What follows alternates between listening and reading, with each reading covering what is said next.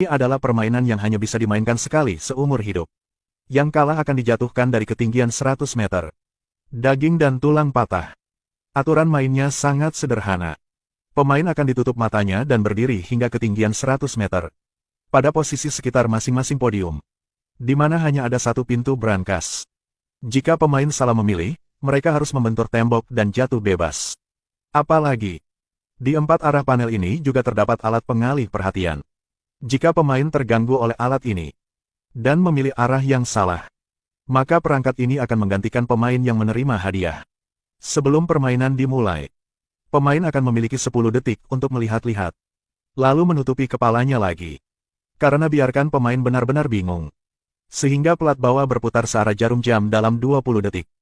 Kemudian terus kembali 30 detik. Setelah panel berhenti berputar, Xiao Ai tidak bisa lagi membedakan timur barat selatan utara. Karena sebelum pertandingan, dia mengambil beberapa koin. Begitu diperingatkan oleh penyelenggara. Tidak ada benda asing yang boleh dibuang untuk tujuan navigasi. Jika tidak maka akan dianggap curang. Kali ini akan mati. Bagaimana bisa mengatasi ini? Segera peleceh pertama muncul. Xiao Ai. Yang aneh itu adalah suara teman sekelasnya. Tapi belum lama ini, di game lain, dia terluka parah. Penyelenggara membawanya untuk perawatan. Bahkan belum setengah hari bagaimana dia bisa bergabung dengan game ini. Xiao Su lagi masih tidak bisa lakukan apa. Teman berkacamata itu memberitahunya secara langsung, aman untuk pergi ke arahnya. Tapi di depan jelas ada tembok.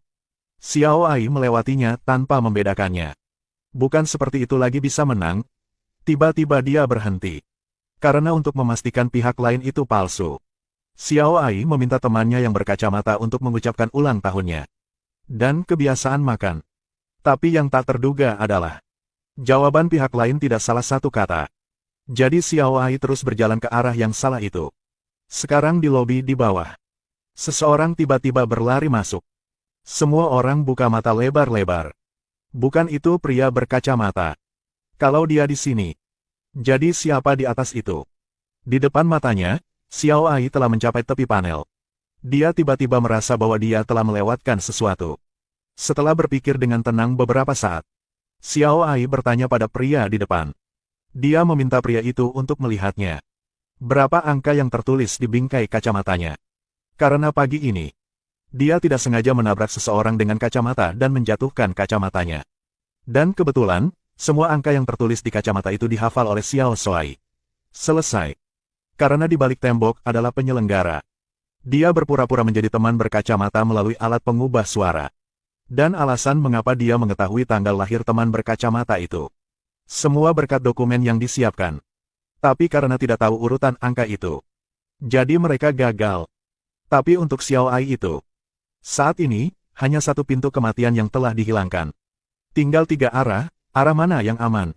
Jammer kedua telah muncul. Xiao Ai. Ya ampun. Suara akrab lainnya. Kali ini teman semanya. Jiuri juga berkata arahnya aman.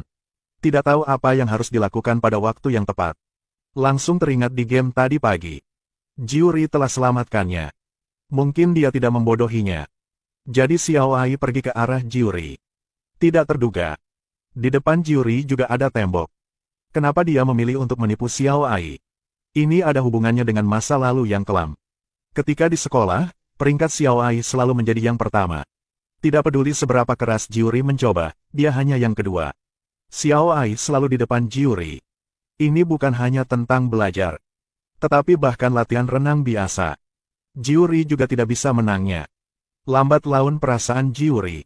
Dia hidup dalam bayang-bayang Xiao Ai. Jadi dia ingin meminjam permainan kali ini untuk matikan Xiao Ai. Lihat plotnya akan segera membuahkan hasil. Bisa selamatkan. Begitu saja Xiao Ai bisa diselamatkan. Mati saja. Yang munafik. Kamu adalah pahlawan kelas kami. Kamu yang menghancurkan hidupku. Aku tidak akan berada di sini untuk membiarkanmu mati. Tidak mencoba bertahan hari ini. Pertahankan, kamu akan berhasil. Mati saja. Saat ini, Xiao Ai tiba-tiba menarik kembali kakinya. Dia bertanya pada Jiuri, apakah kakinya menunjuk ke arahnya. Sekarang dia takut pergi ke arah yang salah. Tapi Jiuri menatap kakinya. Posisi mata di dinding hanya bisa mencapai paha Xiao Ai. Lihat kaki Xiao Ai sejajar. Jiuri lagi bilang itu yang benar. Pada saat itu Xiao Ai menyadari bahwa Jiuri sedang berbohong. Jiuri masih yakin ini area aman. Tapi ketika melihatnya mundur, Jiuri sudah tahu dia kalah. Ternyata saat bergerak, Xiao Ai menemukan tali sepatunya lepas. Informasi yang begitu penting. Jiuri tidak memberitahunya. Ini membuktikan, Jiuri sama sekali tidak bisa melihat kakinya. Itu berarti, posisi dia berdiri adalah area yang tidak aman. Dan Jiuri kalah. Lanjutnya, Xiao Ai bisa dari dua arah lain. Yang temukan area aman. Babak ketiga adalah babak yang dinantikan. Karena bocah berambut abu-abu itu ingin menyudutkan Xiao Ai ke tempat matu. Tapi Xiao Ai yang pintar. Dia meletakkan koin di tepi peron. Jika di depanmu uban adalah tembok, maka dia tidak akan bisa melihat nilai nominal dari koin tersebut. Tapi Xiao Ai tidak mengharapkan itu. Penyelenggara memberinya cermin. Bawa bantuan cermin. Pria berambut abu-abu itu dengan jelas melihat wajah koin itu. Sini, Xiao Ai agak bingung. Apakah pihaknya benar-benar zona aman? Karena untuk lebih yakin, Xiao Ai juga meletakkan koin di sisi lain. Berdiri di area aman adalah penyelenggara. Itu Nona Mei, wasit babak pertama. Dia sepertinya sangat ingin membunuh Xiao Ai. Jelasnya berdiri di area aman. Mengatakan dia tidak bisa melihat sisi koin. Ini membuat Xiao Ai semakin bingung. Tapi setelah tenang berpikir, Xiao Ai menemukan cara. Dia menaruh koin lain. Minta pria berambut abu-abu untuk melihat ke depan. Tapi sekarang pria berambut abu-abu itu masih belum tahu dia terjebak. Tidak mengatakan. 10 Chen. Depannya. Ya. Tentu saja dia melihatnya. Ternyata koin ini miring oleh Xiao Ai di tepi latar belakang. Orang normal tidak bisa melihat dengan mata mereka. Kecuali dia menggunakan semacam alat untuk bisa melihat dari atas. Jadi Xiao Ai bertaruh. Melompat ke arah Nona Mei. Tapi Xiao Ai masih belum menjadi pemenang. Karena dalam permainan yang sama, siapa yang bermain dengan waktu terpendek adalah pemenangnya. Dan kemudian siswa sekolah menengah itu datang untuk bermain. Hanya butuh 45 detik untuk melewati pintu. Jadi dia menemukan kemenangan dari game ini. Berdiri saja pada sudut 90 derajat dan lipat lengan. Kemudian minta orang lain untuk mengatakan lihat ke arah mana jarinya menunjuk. Jika sisi lain adalah dinding. Lalu apakah dari sisi celah atau menggunakan spion penyangga? Mereka tidak akan melihatnya sama sekali.